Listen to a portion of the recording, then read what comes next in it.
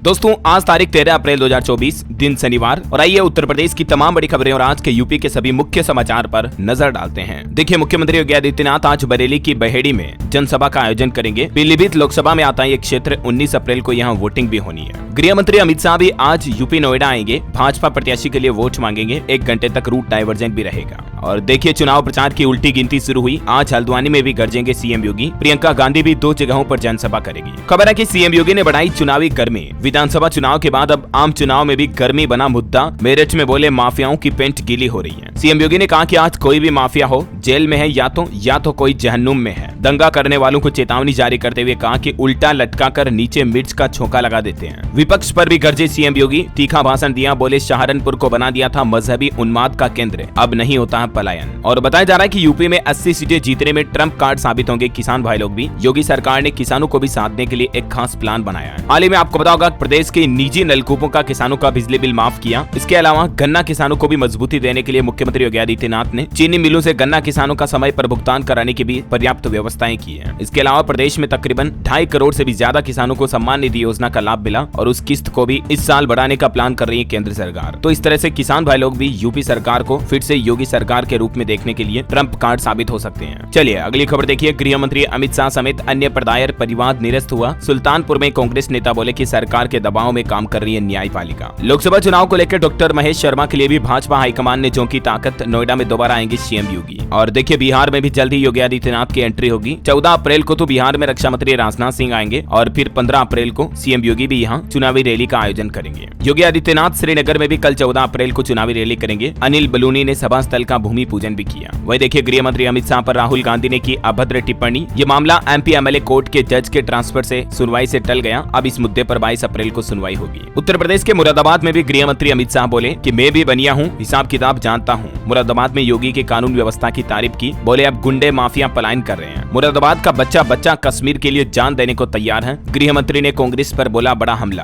अमित शाह मुरादाबाद में बोले कि यूपी से पहले तो व्यापारी पलायन करते थे, लेकिन अब गुंडे पलायन कर रहे हैं। और इस रामनवमी पर रामलला अपना जन्मदिन भी भव्य मंदिर में मनाएंगे। वोट बैंक के चलते विपक्षी करते रहे विरोध। वैसे दोस्तों, रामनवमी पर एक अच्छी खबर आ रही प्रदेशवासियों के लिए। सुबह 5 बजे से ही रामलला के दर्शन शुरू हो जाएंगे। इस बार रामनवमी पर रेशम से बने पीले रंग के खास वस्त्र धारण करेंगे प्रभु श्री राम। दोपहर 12 बजे होगा भगवान राम का जन्म और इस बार खास तैयारी भी की जा रही है। रामनवमी पर सूरज की किरणें राम मंदिर में विराजमान भगवान श्री रामलला के ललाट पर अभिषेक करेगी और इस तरह से प्रभु श्री राम का सूर्य तिलक भी किया जाएगा। रामनवमी पर मेरठ से भी अयोध्या में चलेगी रोडवेज स्पेशल बस, जिनका किराया भी काफी कम रखा गया है। चलिए अगली खबर देखिए। मथुरा वृंदावन के सिद्ध संत प्रेमानंद महाराज के स्वास्थ्य खराब होने की खबर सामने आई है। बताया जा रहा है कि देर रात उनकी तबीयत बिगड़ी, हॉस्पिटल में एडमिट कराया गया। अभी उनके मेडिकल टेस्ट भी चल रहे हैं। सीने में दर्द होने पर मथुरा के चैरिटेबल अस्पताल लाया गया उन्हें। हालांकि एक रिपोर्ट सामने आई कि अब संत प्रेमानंद जी ठीक है। डॉक्टरों ने टेस्ट करके छुट्टी दे दी है। शिष्य उन्हें अस्पताल से वापस उनके आश्रम ले गए। चलिए खबर देखिए। सीएसए एवं ड्रोन आचार्य उड़ान के मध्य हुआ एमओयू साइन। किसानों को ड्रोन खेती के लिए दी जाएगी ट्रेनिंग। विश्वविद्यालय देगा ड्रोन पायलट का लाइसेंस। कानपुर से इसकी शुरुआत होने जा रही है। यूपी में अब ड्रोन से होगी खेती। ट्रेनिंग के बाद किसानों और युवाओं को कानपुर से सर्टिफिकेट भी लेना होगा। और वैसे किसानों की बात हो ही रही है दोस्तों, तो मौसम समाचार पर भी आपको खबर बता दूं। यूपी के 23 जिलों में अगले कुछ घंटों में आंधी तूफान बारिश और ओले गिरने की भी चेतावनी है। वैसे तो आजकल मौसम बिगड़ा हुआ। बिहार, राजस्थान, मध्य प्रदेश, उत्तर प्रदेश समेत देश के 14 राज्यों में बारिश की संभावना है। दिल्ली में भी 6 डिग्री तक पारा गिर सकता है। लेकिन स्पेशली बात करें अपन उत्तर प्रदेश की, तो यहाँ देखिए आप, इटावा में कल भी तेज बारिश हुई और यूपी के 13 जिलों में आज भी आंधी बारिश के साथ ओले गिरने का अलर्ट है और अगले 4 दिन तक बरसात का माहौल जो चालू रहेगा। मौसम विभाग का कहना है 13, 14 और 15 अप्रैल को भी यूपी में भारी बारिश का अलर्ट है। आज किन किन जिलों में बारिश हो सकती है लिस्ट देख सकते हैं आप। अलीगढ़, मथुरा, हाथरस, आगरा, फिरोजाबाद, इटावा और एया वगैरह इन जिलों में बारिश की संभावना है। तो किसान भाई लोग अपनी फसलों को जल्द से जल्द व्यवस्थित कर लें ताकि उनकी फसलें खराब ना हो। और बिजली गिरने का भी अलर्ट है, तो सावधान रहें। देखिए आप, कल भी मिर्जापुर में आकाशीय बिजली गिरने से 2 लोगों की जान चली गई। एक तो महिला जुलसी। शाम 4 बजे अचानक आंधी तूफान के बाद बारिश हुई, उसमें यह घटना हुई। चलिए दोस्तों, मौसम समाचार के बाद आगे बढ़ते हैं खबरों में। लेकिन एक छोटी सी रिक्वेस्ट आपसे ये भी है कि अगर आपने डेली यूपी न्यूज चैनल को अभी तक भी सब्सक्राइब नहीं कर रखा ना, तो इसे सब्सक्राइब करके बेल आइकन दबा दो और इस वीडियो पर एक छोटा सा प्यार भरा लाइक भी कर दीजिएगा, ताकि आपको अपने राज्य उत्तर प्रदेश की तमाम बड़ी खबरें और मुख्य समाचार डेली के डेली अपने मोबाइल पर मिलते रहेंगे। तभी तो डेली यूपी न्यूज से जुड़ जाइए सब्सक्राइब करके। चलिए टाइम वेस्ट बिल्कुल नहीं करेंगे, सीधा आगे बढ़ते हैं खबरों में। देखिए बड़ी खबर, अब डिजिटल हाजिरी नहीं लगवाने पर शिक्षकों का रुकेगा वेतन, नौकरी पर भी लटकेगी तलवार। नया आदेश जारी हुआ उत्तर प्रदेश में। अब सभी टीचर्स को स्कूलों में टेबलेट के जरिए ऐप पर आधारित फिंगरप्रिंट बायोमेट्रिक अटेंडेंस लगाना जरूरी होगा, है ना। चलिए अगली खबर देखिए। माता के समान कोई छाया नहीं है। मंत्री ओम प्रकाश राजभर की मां के निधन पर पीएम मोदी और सीएम योगी ने उनको चिट्ठी भी भेजी और संवेदनाएं व्यक्त की। ओपी राजभर की मां का अंतिम संस्कार भी हुआ। मंत्री के पिता ने मणिकर्णिका घाट पर दी मुखाग्नि, जुटे हजारों समर्थक भी। ये तस्वीरें आप देख सकते हैं। चलिए अगली खबर देखिए। सीएम योगी ने नाराज राजपूतों को भी संदेश दिया और कहा कि महाराणा प्रताप की लड़ाई सत्ता के लिए नहीं थी। उत्तर प्रदेश में भाजपा को लगातार राजपूत विरोध का सामना करना पड़ा है, क्योंकि गुजरात से शुरू हुआ ये विवाद अब यूपी में भाजपा को भी परेशान कर रहा है। और इस बीच सीएम योगी ने खुद राजपूतों को मनाने की कोशिश की है अपने भाषण के जरिए। वहीं सहारनपुर में देखिए, सीएम योगी बोले कि पहले त्योहारों पर लगता था कर्फ्यू, लेकिन अब धूम धड़ाके से निकलती है कांवड़ यात्रा। इधर देखिए यूपी में सपा को भी मिला आम आदमी पार्टी का साथ। अखिलेश यादव के साथ बैठक के बाद संजय सिंह ने बिना शर्त समर्थन देने का ऐलान किया है। अखिलेश यादव बोले कि न्याय दिलाने वाली संस्थाओं का विपक्ष के खिलाफ इस्तेमाल कर रही है भाजपा। और चुनाव प्रचार की रफ्तार बढ़ाने में जुटी कांग्रेस भी। प्रदेश प्रभारी ने पश्चिमी उत्तर प्रदेश में संभाली कमान। यूपी में तीसरे चरण की 10 सीटों के लिए नामांकन शुरू हो चुके हैं। 6 सीटों पर रहेगी सबकी नजर। अखिलेश, शिवपाल और राम गोपाल के लिए होगी अग्नि परीक्षा। 2019 में 8 भाजपा ने तो 2 सपा ने जीती थी यहाँ की सीटें। और खबर है सीतापुर में अखिलेश यादव ने मोदी सरकार पर तंज कसते हुए कहा, गारंटी को बताया कोरोना का ताली थाली वाली घंटी। गठबंधन प्रत्याशी से भी मुलाकात की। वहीं मायावती नागपुर से चुनावी सभाओं का आज करेगी श्री गणेश। 14 अप्रैल को यूपी में पहली रैली होगी। तो ये कुछ राजनीतिक बयानबाजी चल रही है। और चलिए अगली खबर देखिए आप। गोरखपुर में फिर से निरस्त हुए आरटीई के 1057 आवेदन। निजी स्कूलों में पढ़ने की उम्मीद रखने वाले बच्चे मायूस हुए। गलत दस्तावेजों की वजह से ये आवेदन कैंसिल हुए। खबर है संत कबीर नगर में मास्टर ट्रेनरों को दिया गया प्रशिक्षण। 20 अप्रैल से शुरू होगा प्रथम चरण का प्रशिक्षण। सीडीओ ने बैठक भी की। चुनाव के सिलसिले के बीच ये अधिकारियों को शिक्षण प्रशिक्षण दिया जा रहा है। वहीं देखिए बसपा ने 9 प्रत्याशियों का ऐलान किया। आजमगढ़ में भीम राजभर को उतारा। लिस्ट में भाजपा छोड़कर आए 3 ब्राह्मण और 1 दलित प्रत्याशी को भी टिकट दिया गया। अमेठी में सांसद स्मृति ईरानी ने राहुल गांधी पर बोला हमला। कहा अमेठी के लोगों ने 15 साल तक ऐसे सांसद को ढोया। और अलीगढ़ में देखिए 252 बुजुर्गों ने किया मतदान कराने खुद डीएम भी पहुंचे, क्योंकि 85 साल की उम्र वाले बुजुर्गों को घर से वोट देने की सुविधा मिल रही है और इसके तहत वोटिंग भी शुरू हो चुकी है। वैसे अलीगढ़ में लोकसभा चुनाव दूसरे चरण में है और 26 अप्रैल को यहाँ मतदान होगा ना। चलिए अगली खबर देखिए। अयोध्या में मंदिर बना, मथुरा में भी भव्य मंदिर बनेगा। एटा में बीजेपी सांसद ने कहा कि उम्मीद है कोर्ट का फैसला हमारे पक्ष में आएगा। और खबर देखिए हाथरस में आज आकाश आनंद करेंगे जनसभा। बसपा के राष्ट्रीय कोऑर्डिनेटर प्रत्याशी के लिए जुटाएंगे समर्थन। दोपहर 12 बजे पहुंचेंगे। कानपुर पहुंची बुलेट रानी। पीएम मोदी को तीसरी बार पीएम बनाने के लिए कर रही है बुलेट से 21,000 किलोमीटर की यात्रा। और अभी ये कानपुर के शास्त्री नगर पहुंची। यहाँ पत्रकार से उन्होंने बातचीत भी की। देख सकते हैं बुलेट रानी की दास्तान। और रेलवे से बड़ी खबर देखिए। गर्मी की छुट्टियों को देखते हुए 7 नई स्पेशल ट्रेनें शुरू करने का प्लान बनाया है यूपी रेलवे ने। ये ट्रेनें दिल्ली, मुंबई और बिहार रूट पर संचालित होगी। रिजर्वेशन भी शुरू हो चुके हैं। और एक अच्छी खबर है, इलेक्ट्रिक बस के लिए कानपुर में बनेंगे 3 चार्जिंग स्टेशन। 100 और इलेक्ट्रिक बसें कानपुर को मिलने वाली हैं। भोती और नौबस्ता में जमीन भी देखी जा रही इन स्टेशन को बनाने के लिए। और बड़ी खबर देखिए, अमरोहा में इमाम के फर्जी आधार कार्ड और पैन कार्ड किए गए तैयार। जमीनों की खरीद फरोख्त में इनका इस्तेमाल हुआ, अब जांच भी की जाएगी। बिजली अलर्ट को लेकर खबर आ रही है। लखनऊ, मुंशी पुलिया और हुसैनगंज में आज विद्युत आपूर्ति बाधित रहेगी। सुबह 9 से शाम 5 बजे तक बिजली कटौती रहेगी। जर्जर तार और पोल बदलने के चलते बिजली विभाग की तरफ से ये फैसला लिया गया। चलिए खबर है बलरामपुर में आगजनी की घटनाओं को लेकर जिला प्रशासन ने एडवाइजरी जारी की और किसानों से कहा कि छोटी छोटी सावधानियों से आग की घटनाओं को रोका जा सकता है। खेतों में डंठल वगैरह में आग न लगाएं, क्योंकि यही आग बढ़कर फिर फसलों को भी जला देती है। और खबर देखिए, कानपुर में साल 2025 तक पेट्रोल में 20% एथेनॉल मिश्रण प्राप्त करने का लक्ष्य तय किया गया। गन्ने के मुकाबले चकुंदर से इथेनॉल ज्यादा मात्रा में बना सकते हैं, इस पर भी विचार हुआ। खेल समाचार से खबर है, लखनऊ में होम ग्राउंड पर दिल्ली ने लखनऊ को हरा दिया। इकाना स्टेडियम में बजा दिल धड़काए सीटी बजाए का गाना भी, फैंस ने चीयर्स भी किया। लेकिन आखिरकार लखनऊ वासियों के लिए बुरी खबर है, दिल्ली ने लखनऊ को आईपीएल में पहली बार हराया।